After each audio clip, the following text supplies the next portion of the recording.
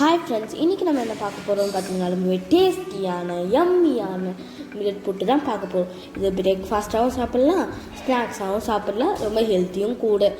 நம்ம சேனல் நீங்கள் இப்போ தான் ஃபர்ஸ்ட் டைம் பார்க்குறீங்கன்னா மறக்காமல் சப்ஸ்கிரைப் பண்ணி பக்கத்தில் இருக்க பெல் ஐக்கான் கிளிக் பண்ணிக்கோங்க. இந்த மாதிரி நிறைய வீடியோஸ் வேணும்னா. நான் ஃபஸ்ட்டு கருப்பு உளுந்து ஒரு கப் உளுந்து ஸ்மெல் ஒர்க் பண்ணி ஆற வச்சுருங்க. இதில் ஒரு கப்பு நான் செகப்பரிசி எடுத்திருக்கேன். அங்கங்கே ஒயிட்டாக தெரியுது பாருங்கள். இது மாதிரி வந்துடும், பொரி அரிசி மாதிரி ஆகிடும். இது மாதிரி பொரி அரிசி மாதிரி அங்கங்கே ஃபஸ்ட்டு எல்லாம் ஒரு மாதிரி ரெட்டிஷாக இருந்தது, இப்போ அங்கங்கே ஒயிட்டாக இருக்குது பாருங்கள். அதெல்லாம் புரிஞ்சு வந்து அவ்வளோதாங்க. இதுவும் ரெடி. இப்போ இதையுமே நம்ம ஆற வச்சுக்கலாம். இப்போ கருப்பு கவுனி அதுவுமே ஒரு கப்பு.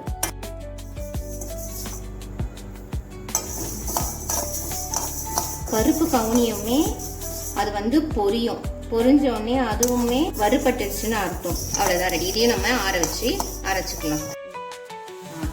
நான் சொன்ன மாதிரி கருப்புலேருந்து கருப்பு கவுனி செகப்பரிசி மூணுமே வறுத்து நல்லா ஆறிடுச்சு. இப்போ இது ஒரு மிக்சி ஜாரில் போட்டு நம்ம நல்லா பவுடர் ஆக்கிக்கலாம்.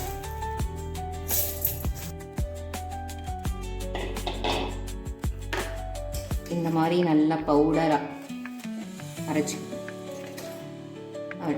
அரைச்சிட்டு இது நம்ம ஏர்டைட் கண்டெய்னரில் ஸ்டோர் பண்ணி வச்சுக்கலாம்.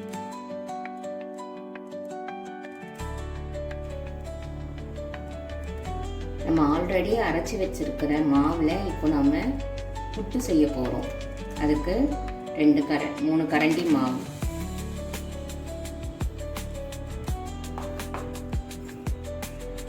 பிஞ்சு சால்ட், பிஞ்சு ஏலக்காய் பொடி, இதை எல்லா இடமும் படுற மாதிரி மிக்ஸ் பண்ணிடுங்க. இப்போ இதில் கொஞ்சம் தண்ணி சேர்த்துக்கலாம்.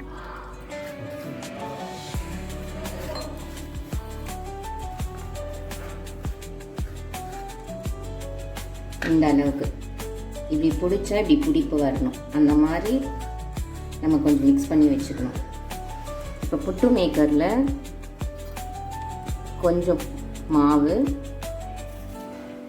நான் கொஞ்சம் தேங்காய் துருவி வச்சுருக்கேன். அந்த தேங்காய் கொஞ்சம், மறுபடியும் மாவு, அதுக்கு அடுத்த லேயர் தேங்காய்.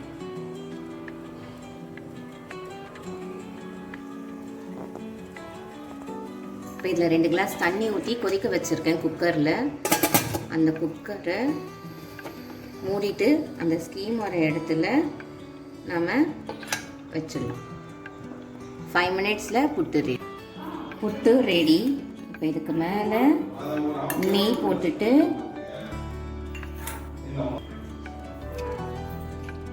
அதில் நாட்டு சர்க்கரை, உங்களுக்கு டேஸ்ட்டுக்கு ஏற்ற மாதிரி நாட்டு சர்க்கரை போட்டுக்கலாம்.